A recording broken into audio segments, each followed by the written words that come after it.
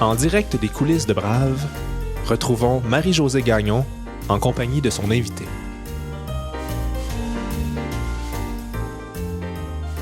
Nous sommes le 23 mars 2025 et je reçois Claire L'Heureux-Dubé, figure éminente du droit canadien, reconnue entre autres pour son engagement exemplaire envers l'égalité et la justice sociale. Elle a été la toute première femme à siéger à la Cour supérieure et à la Cour d'appel du Québec et la première Québécoise à être nommée à la Cour suprême du Canada. Par le courage de ses décisions, elle a fait franchir des pas géants à notre société. Pourtant, en dehors des cercles juridiques, elle est peu connue. Aujourd'hui, je suis allée la rencontrer dans un centre d'hébergement longue durée à Québec. À 97 ans, elle a tellement à dire et à transmettre. Tout au long de notre conversation, vous allez découvrir la femme derrière la juge, cette pionnière remarquable qui mérite vraiment qu'on se souvienne d'elle. Bonjour, Madame L'Heureux-Dubé. Bonjour. Tout d'abord, je tiens à vous remercier, sincèrement, vraiment du fond du cœur, de nous donner du temps aujourd'hui, du temps précieux dans votre journée, de nous accueillir chez vous. Merci beaucoup. Merci, parce que ça fait bien mon affaire. J'adore ça, être devant les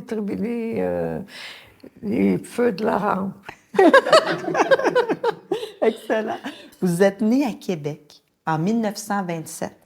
7 septembre 1927. Tout est 7, puis mon appartement, c'est 1907. Puis... Et à une époque où la place des femmes, c'était essentiellement être mariée, n'est-ce pas? Oui, oui. Puis quand vous pensez à tout ce qui a changé depuis maintenant presque 100 ans, qu'est-ce qui vous vient en tête? C'est l'épanouissement des femmes à travers la société qui ont gagné à être présentes sur toutes les scènes maintenant. Ça, je trouve que c'est un grand événement. Je trouve pas le mot, là. Un gros progrès, peut-être? Un grand progrès? Un grand progrès, puis qui a beaucoup aidé la société, parce que les femmes aident la société. Ils sont pas en dehors de la société.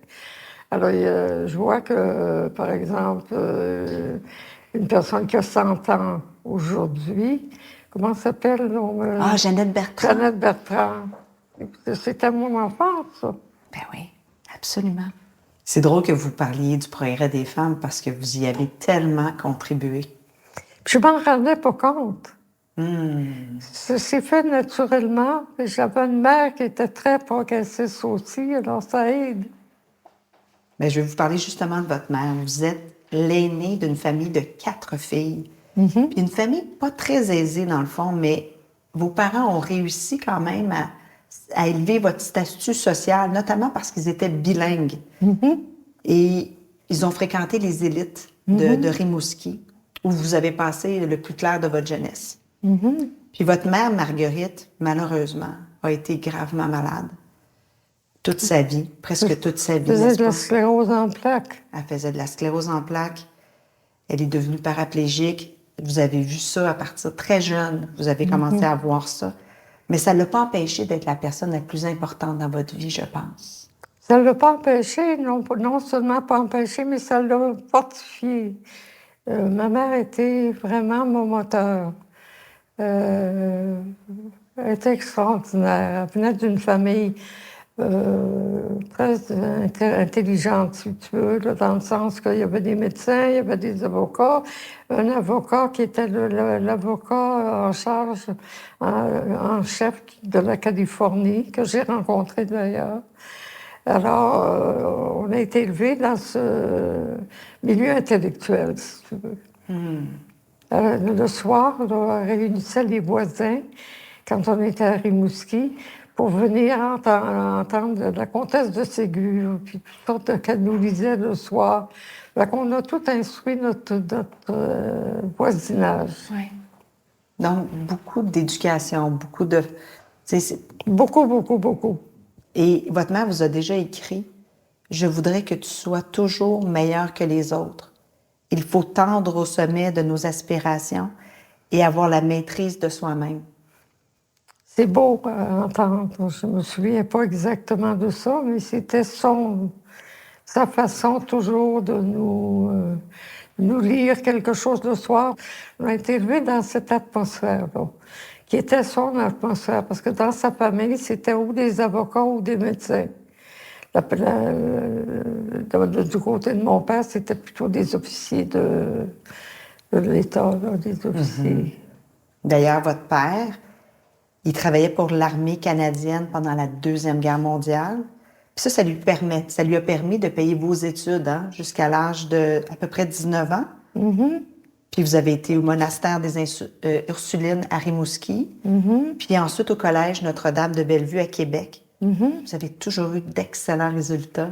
Puis vous aviez aussi une joie de vivre. J'étais une première de classe. Ben oui. C'était comme ça qu'on m'appelait. Ah, la première de classe. J'ai gagné la médaille du lieutenant-gouverneur, toutes sortes de choses.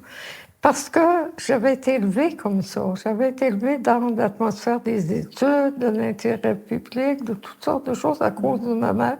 Mon père était moins présent là, parce qu'il était officier dans l'armée à la fois de la guerre. Après la guerre, son salaire a beaucoup diminué à votre père. Je sais qu'à Rimouski, vous avez appris à devenir sténographe ou secrétaire. Hein? Bien, mon père entrevoyait que je pourrais gagner ma vie comme secrétaire parce que lui, les études, il avait fait ses propres études, mais il n'était pas fan de ça, il fallait travailler. Alors, il m'a apporté un dactylo, puis un livre pour apprendre la sténographie. Puis j'ai fait ça chez nous, puis j'ai appris tout ça. Est-ce que vous vous souvenez d'avoir travaillé pour l'Institut de recherche sur l'huile de foie de morue à Rimouski? Ah oui, on voyait des poissons tout le temps. Oui, c'est la personne qui était mon boss, si on veut, pour parler québécois. Je pense qu'elle ne savait pas lire et écrire, je ne suis pas certaine. Là. Alors, c'était une aventure plutôt modeste. J'ai lu le livre de Constance Backhaus, grâce à qui on a la chance de connaître votre histoire. Et elle raconte un épisode très drôle. En fait, vous travaillez pour cette personne-là, puis à un moment donné, vous lui écrivez une lettre que l'homme vous a dictée. Et quand vous lui remettez la lettre, il est vraiment fâché parce que ça ne correspond pas exactement à ce que vous lui avez dit, mais c'est beaucoup mieux. Ah, c'est ça, pas ça. Oui, qu'est-ce que vous avez fait à ce moment-là? Qu'est-ce que vous lui avez dit? Ben oui, vous avez quitté votre emploi. Ah oui, on avait plein de cartes, là. Qu'est-ce que vous lui avez dit avant de partir? Je n'ai rien dit. Il s'est bien aperçu que ça ne marchait pas, puis moi, je n'étais pas heureuse là. C'est tout de suite après que j'ai décidé d'aller faire mes études. Ça m'a tellement découragée du marché du travail que je pense là, que c'est probablement un des facteurs que j'ai dit, bon, ben, je vais aller au grand plaisir de ma mère. Ma mère s'était arrangée pour que j'habite chez sa sœur à Québec, la tante Marie-Marthe, qui était mariée à un inspecteur sur les chemins de fer, puis qui avait d'ailleurs été, lorsqu'un avion est tombé, donc, il était inspecteur là-dedans. Alors, ça a très bien marché. Donc, j'habitais gratuitement chez ma tante. Et puis, pour les études, je pense que je n'avais pas besoin de bourse ou quoi que ce soit parce qu'on m'a dit que les bourses, c'est juste pour les garçons. Alors, je n'avais pas de bourse, mais j'étais logée, nourrie. Puis, mon oncle qui jouait au... comment est-ce qu'on appelle ça? Les chevaliers de colon. Tous les dimanches, me donnait 2-3 piastres parce qu'il avait gagné aux chevaliers de colon pour que je puisse payer mes transports, des petites choses. Ça, c'est au début. Après ça, Jules Briand de Rimouski trouvé un travail. C'est-tu SunTrust? Oui, au SunTrust. Alors, j'allais, après mes études, le matin, là, à 10 heures, j'allais travailler. Puis l'après-midi, avant 4 heures, parce que nos cours étaient le matin, 8 heures, 10 heures, 4 heures, 6 heures. Ce qui m'accommodait parfaitement bien. Il m'a beaucoup aidé, Jules Briand vraiment. C'était un travail intéressant de secrétaire, puis le SunTrust à Québec, c'était quand même quelque chose. C'était très près de l'université, parce que l'université était en ville à ce moment-là, sur la rue. Alors, j'ai été chanceuse, disons. Puis l'été, Jules Briand m'engageait pour remplacer sa secrétaire comme secrétaire. Alors, c'est comme ça que j'ai fini à trouver tout ce qu'il me fallait pour continuer mes études. Mais oui, parce que vous avez été rencontrer des gens à la faculté pour avoir une bourse d'études. Puis on vous a dit, c'est juste pour les garçons. Mais ça ne vous a pas découragé. Oh, moi, il n'y a rien pour me décourager. Le tonnerre devant moi, n'importe quoi, passe à travers. Oui, parce que vous en avez eu des tonnerres dans votre vie. Mais j'ai une belle petite histoire à vous raconter pour ça. Quand j'ai fini mes études, ma mère m'a dit, l'idée, ce serait de trouver du travail, mais mets donc une annonce dans les journaux anglais à Québec. Tu vas voir, tu vas avoir des réponses. J'ai eu plusieurs réponses, dont une était de Sam Schwartzberg, qui a dit, qui m'avait écrit une lettre. Appelez-moi sur réception de cette lettre. J'avais mis une petite annonce dans un journal anglais. Parce que maman m'a dit, tu vas avoir plus de réponses au journal anglais. Ma mère était tellement intelligente, là, tu sais, elle a guidé ma carrière jusqu'au... Elle faisait de la sclérose en plaques, n'oubliez pas ça, là. C'est comme ça que je suis allée faire une rencontre, la rencontrer, puis qui m'a donné une position comme secrétaire, parce que je n'avais pas fini mes études à ce moment-là. C'est intéressant la façon dont ma mère savait quoi faire, tout le temps. Puis elle était un guide tout le temps. Elle disait, fais donc pas ça, ça c'est pas correct. Fais donc ça.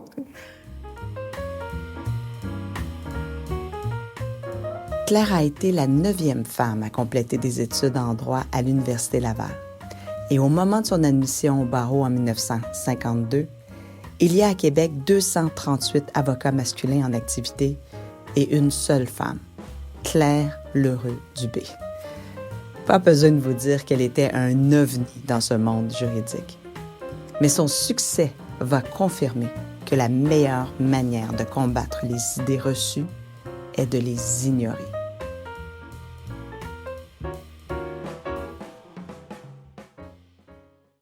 Quand vous graduez du barreau, vous allez recevoir plusieurs refus. Vous allez appliquer à quelques endroits, je pense 3, puis vous allez recevoir des refus, mais lui, Sam Bard, va vous embaucher. C'est un homme vraiment moderne. Il va vous donner une chance qui va changer le cours de votre vie. Vous allez travailler 20 ans avec lui, en pratique privée. Un homme extraordinaire qui comprenait les gens, qui ne demandait pas de choses impossibles à faire ou quoi, là. Puis il donnait des conseils. Il était extraordinaire pour moi. Je pense que vous avez dû être extraordinaire pour lui. Vous avez sûrement contribué au succès de son cabinet. J'espère, mais je ne suis pas certaine, mais j'espère. Quand vous avez commencé comme avocate, vous avez publié une annonce. C'était peut-être une idée de votre mère encore. Vous avez publié une annonce pour dire « Je commence ma pratique ». Et je suis curieuse de savoir, c'était comment vos premières années de pratique?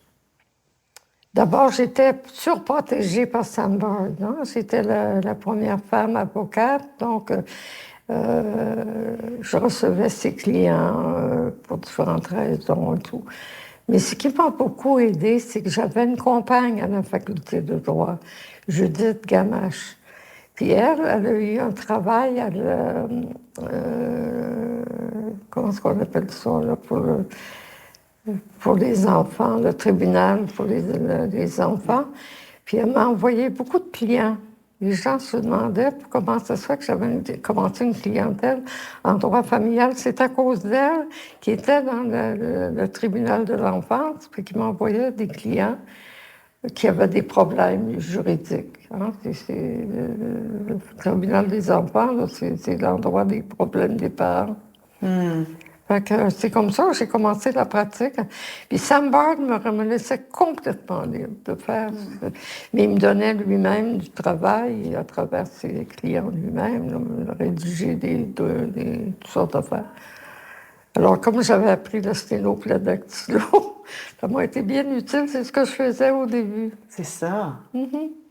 Donc, c'était pas pour rien que vous avez fait ça dans le passé. 5 ans après le début de votre pratique, votre père est muté à Montréal, puis demande que vous le suiviez parce que à cette époque-là, laisser sa fille célibataire vivre seule, ça se fait pas. Mais vous fréquentez Arthur Dubé, l'homme le plus intelligent que vous connaissez à l'époque. Oui, il est encore le plus intelligent, même s'il n'est pas là. Mais vous allez... C'est un ingénieur minier qui est allé faire son doctorat aux États-Unis, à Pittsburgh, etc. Puis il était professeur à l'Université Laval. Ça a été le coup de foudre, de part et d'autre. On s'est rencontrés un soir parce que sa sœur était dans ma classe, Cécile Dubé. Alors, elle m'a présenté son chum à elle, puis il était accompagné de son frère. C'est comme ça, c'est en face de l'école de Bellevue. Et puis, c'est comme ça qu'on s'est connus. J'avais été invitée par Arthur Dubé de le rencontrer au Château Frontenac à 5 heures, parce que c'est là qu'il prenait une bière. Je suis allée prendre une bière, puis ça a été le coup de foudre, de part et d'autre. Alors, j'ai dit à ma mère, quand je suis rentrée, c'est le gars que je vais marier. Elle m'a dit, il n'a pas fini.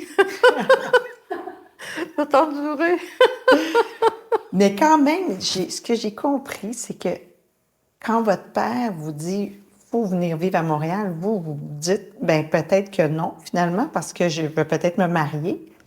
Mais avant de prendre la décision de vous marier, vous allez prendre une pause professionnelle, tout à fait endossée par Sam Bard, et vous allez faire une grande croisière en Europe.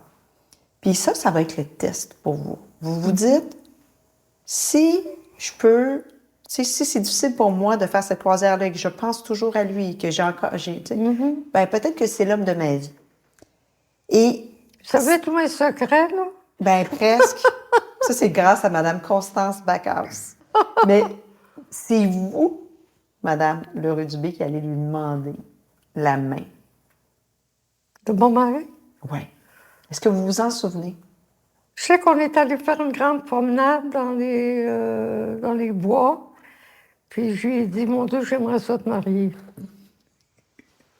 Il m'a dit oui, moi aussi. Il m'a dit, j'aimerais ça avoir des enfants avec toi. Wow. Alors, c'est comme ça que ça a commencé.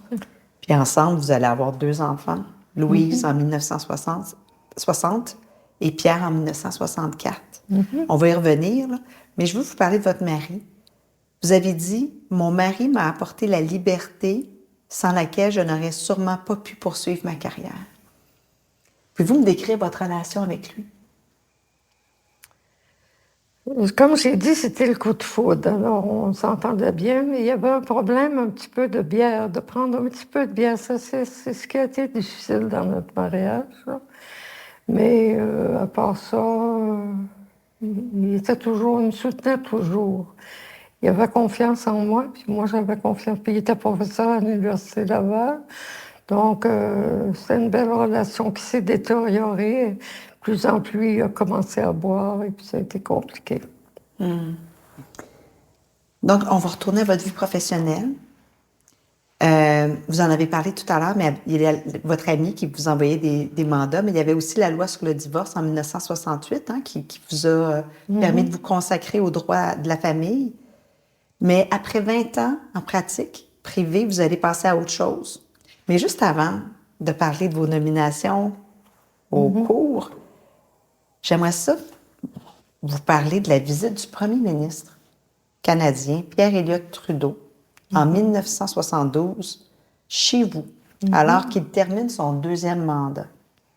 Est-ce que vous vous rappelez de ce moment-là? Je me rappelle très bien. Il voulait me demander de me présenter aux élections. Parce qu'il y avait une place à Québec. J'ai dit non, mes enfants sont trop petits, je trouve que ce ne serait pas correct. Mais j'ai dit, je vais vous suggérer une personne qui, elle, fera votre affaire. j'ai suggéré qui est devenu, qui a été élu, puis qui a fait une belle carrière en politique. C'était ma cliente. De toute façon, son mari venait de mourir. Alors, j'ai suggéré ça. Vous Ça a êtes bien comme marché. votre mère.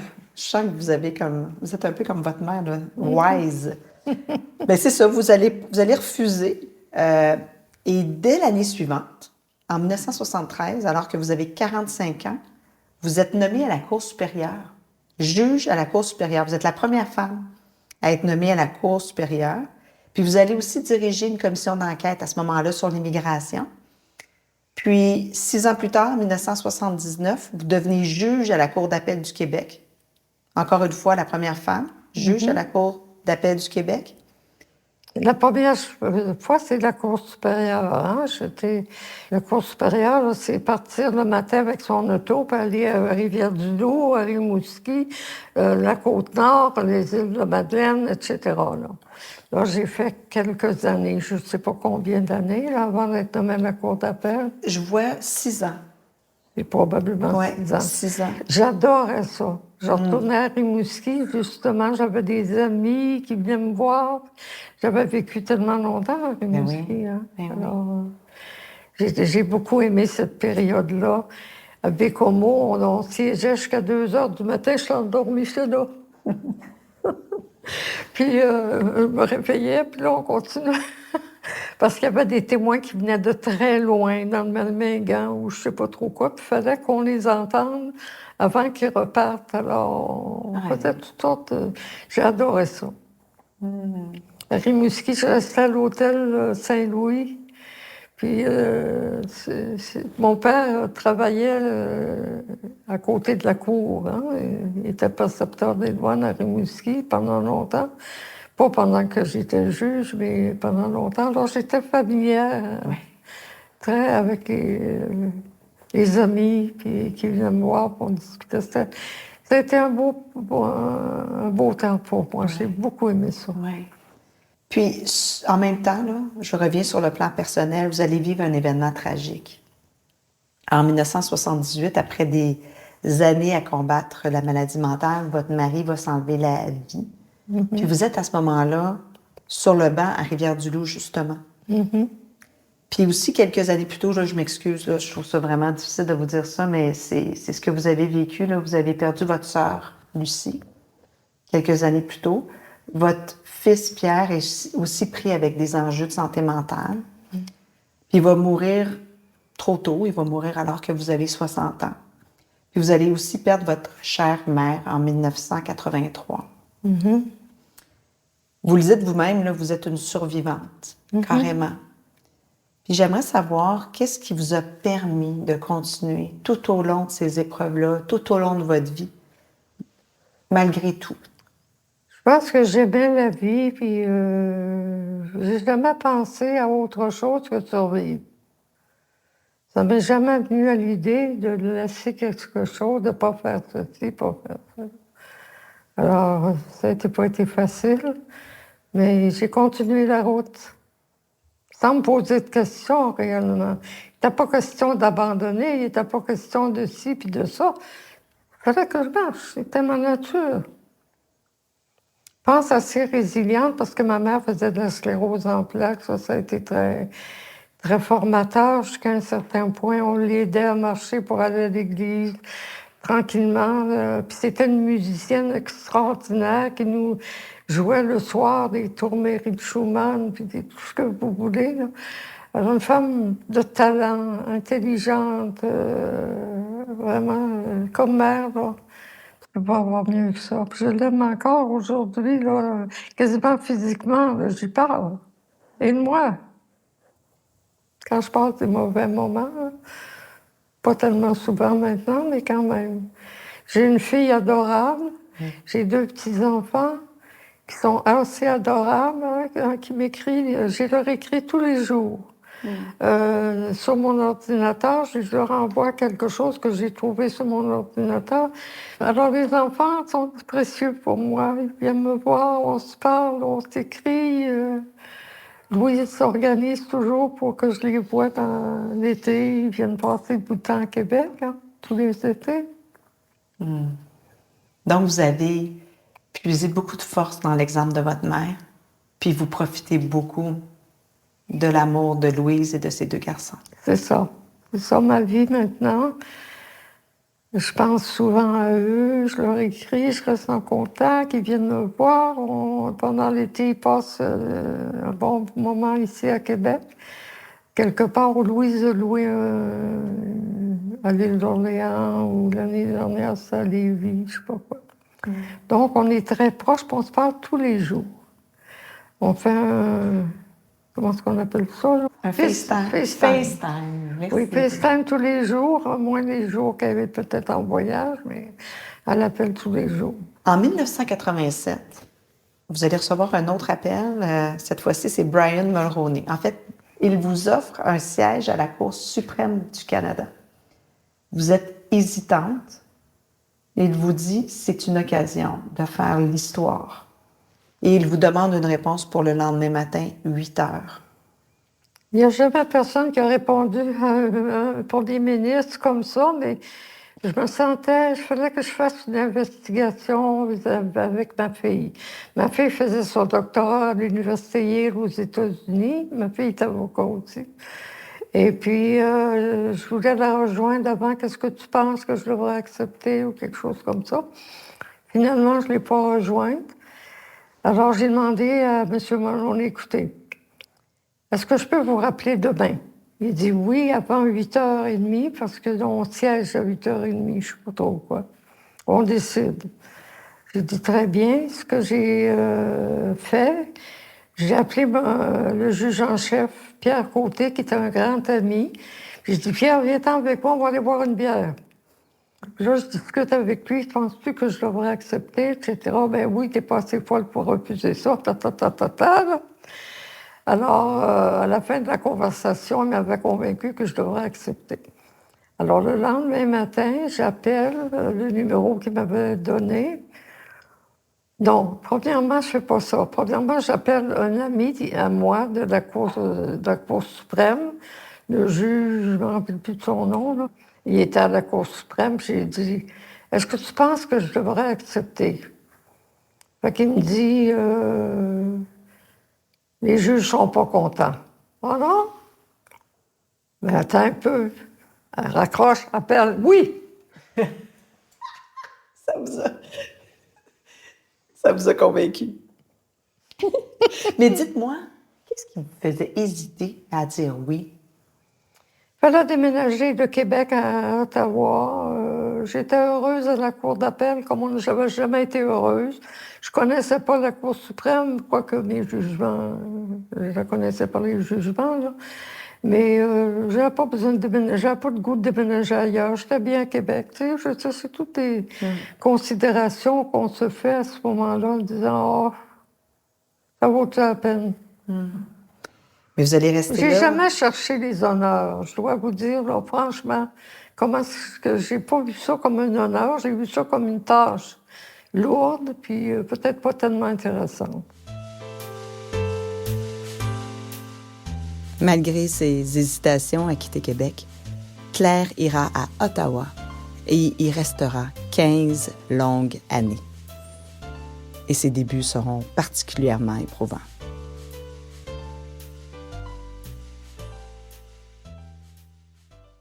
Puis d'ailleurs, il y a un collègue juge, William Esté, pour ne pas le nommer, qui ne va pas vous parler pendant les 3 premiers mois après votre nomination. Puis après 3 mois, il va vous écrire pour vous dire que maintenant, il est prêt à vous parler parce que vous avez passé votre probation.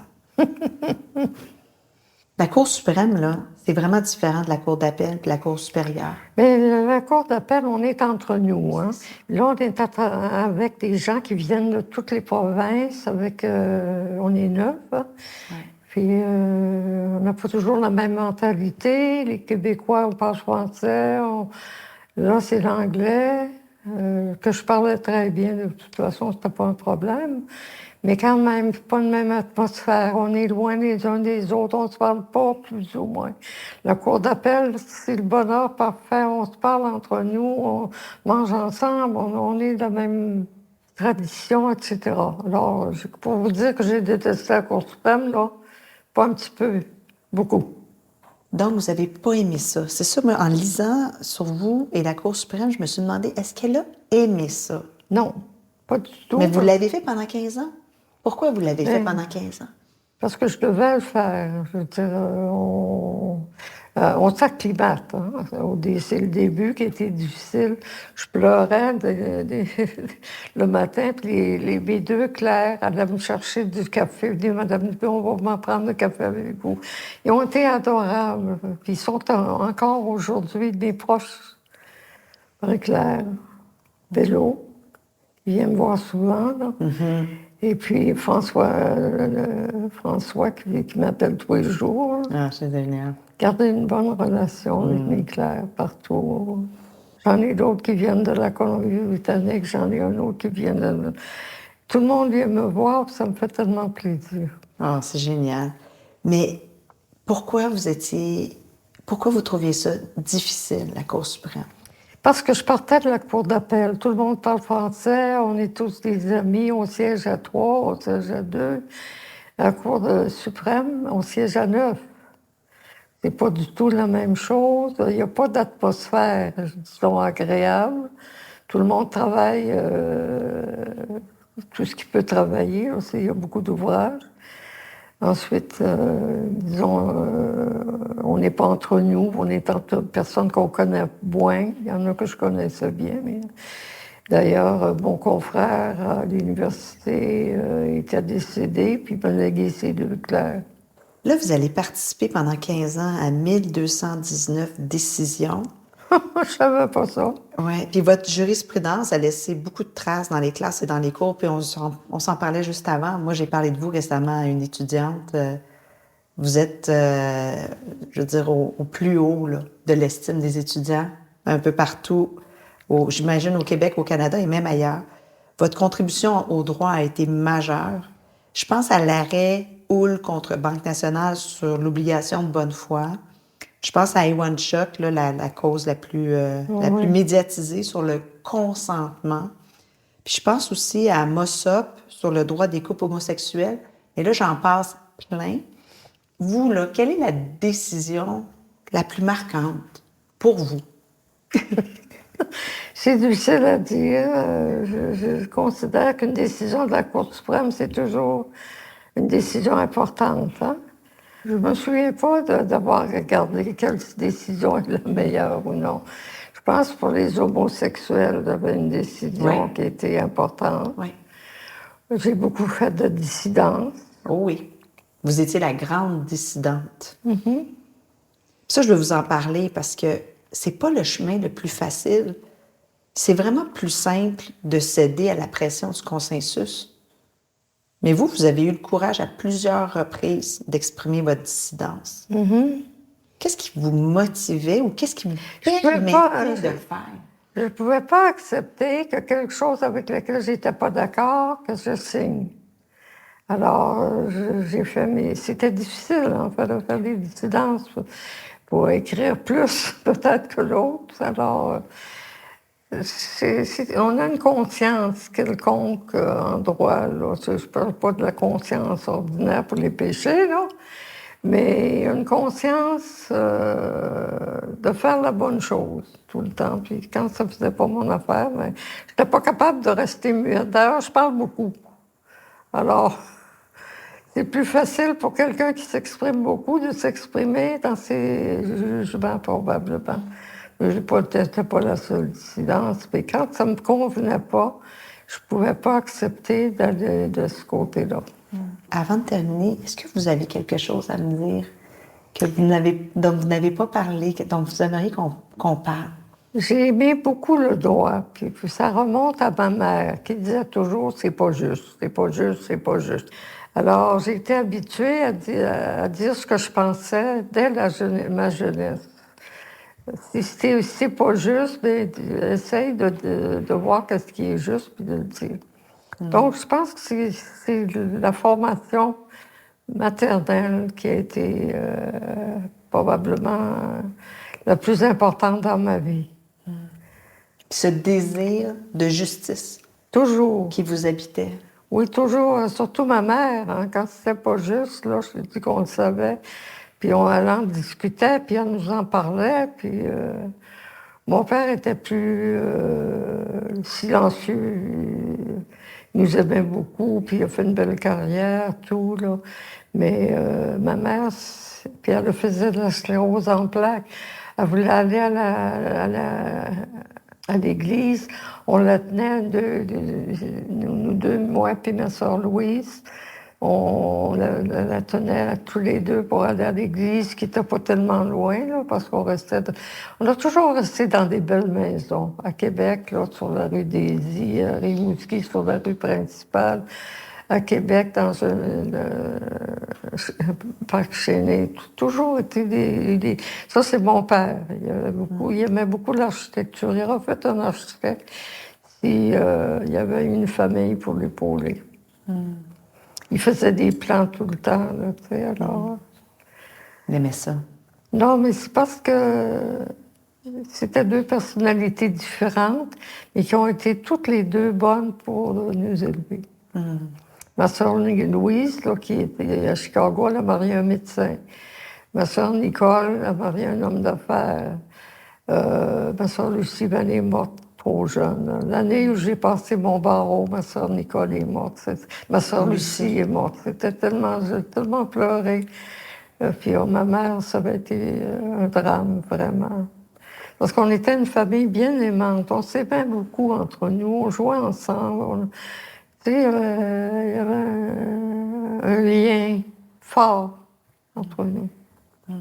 Là, vous avez vécu 97 ans, vous avez vu la société évoluer. Je pense que vous vous tenez assez au courant de ce qui se passe. Oh oui, encore oui. aujourd'hui.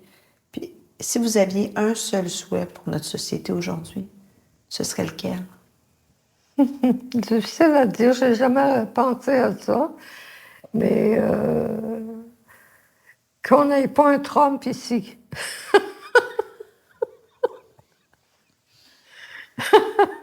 Là, dans le moment, c'est l'affaire du jour, hein? C'est ça. Alors, j'écoutais M. Carney, là, tantôt, qui faisait un discours. Là. Je suis toujours intéressée à la politique, sans être présente dans la politique, mais toujours intéressée. Puis j'espère qu'on va avoir en M. Carney un premier ministre qui a de l'allure, qui connaît les choses à faire. J'ai toujours été libérale, de toute façon. Je ne veux pas le dire. Là, on est presque au printemps, on est au printemps 2025. Donc, c'est des élections canadiennes qui vont avoir lieu dans les prochaines semaines. Parce que j'avais été sollicitée à Rimouski pour me présenter aux élections. Dans ce temps-là, ça ne m'intéressait pas du tout, la politique. Oh, c'est bien en dehors de mes soucis. Mais de plus en plus, je suis venue intéressée parce que c'est ça qui nous mène, hein, politiquement. Absolument. Vous venez de parler de Trump, puis le grand mouvement, là, disons, de recul, là, dans lequel nous sommes engagés. Puis je me demandais qu'est-ce que vous aimeriez dire aux jeunes femmes qui sont en pratique aujourd'hui ou encore qui sont aux études en droit. Battez-vous pour vos idéaux. C'est ça que je leur dirais, comme j'ai fait moi-même, parce que dans différentes situations, il faut être savoir quel est le geste qu'on doit poser. Puis, je pense qu'il faut se battre pour ce en quoi on croit. Puis il ne faut pas hésiter, que ce soit d'être en pratique ou que d'être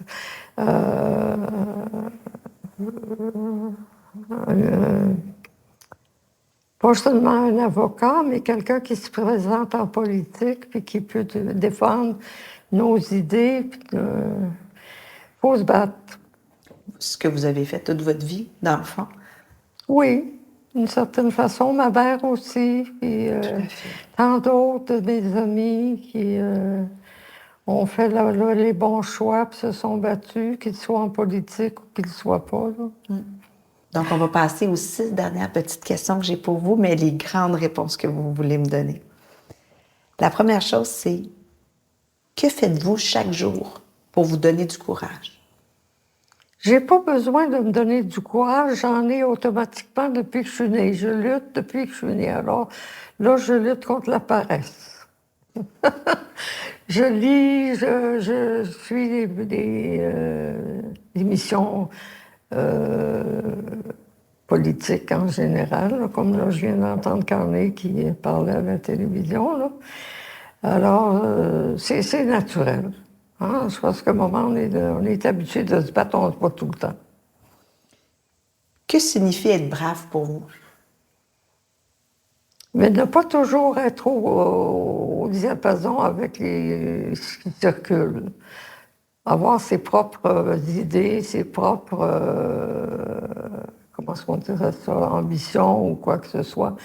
Puis de les suivre plutôt que d'être un petit chien là, qui suit n'importe qui, n'importe quoi. Il faut savoir ce qu'on veut, puis essayer de l'avoir. Puis qu'est-ce que vous vous dites pour vous encourager? Rien du tout. Je suis faite comme ça. À quel moment de votre vie n'avez-vous pas été brave? J'essaie de penser.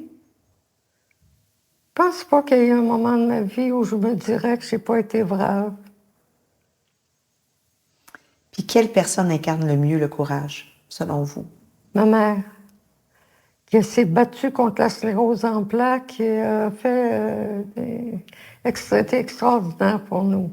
Je pense que quand on est dans une famille où la mère est tellement orientée vers votre succès, de quelque façon que ce soit, c'est l'idéal de famille. Ma mère nous aimait avec courage, amour, etc. Alors, disons que ça reste toute la vie. Puis qu'aimeriez-vous dire aux jeunes pour les encourager? Je suis tellement vieille, je ne sais plus.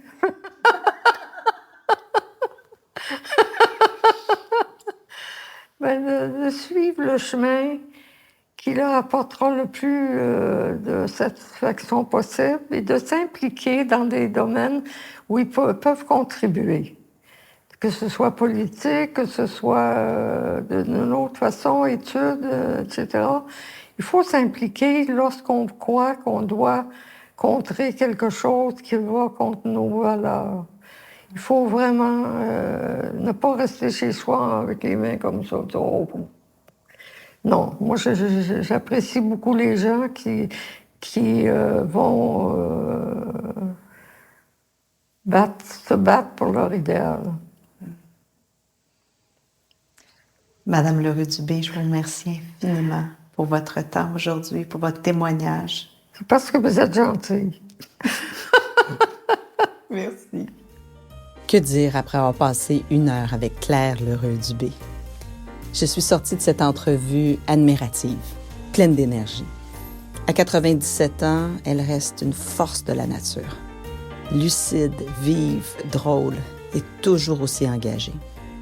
Cette femme a tenu tête à un système bâti sans elle. Elle a perdu un mari, un fils, une sœur. Et pourtant, elle a continué. Elle a continué à juger, à écrire, à inscrire sa dissidence. Ce qu'on retient d'elle, c'est son intégrité, son humanité et ce regard direct qui vous dit « battez-vous ». Battez-vous pour vos idées, pour la justice, pour l'égalité. Merci, Madame L'Heureux-Dubé, pour votre courage tranquille, votre vie immense.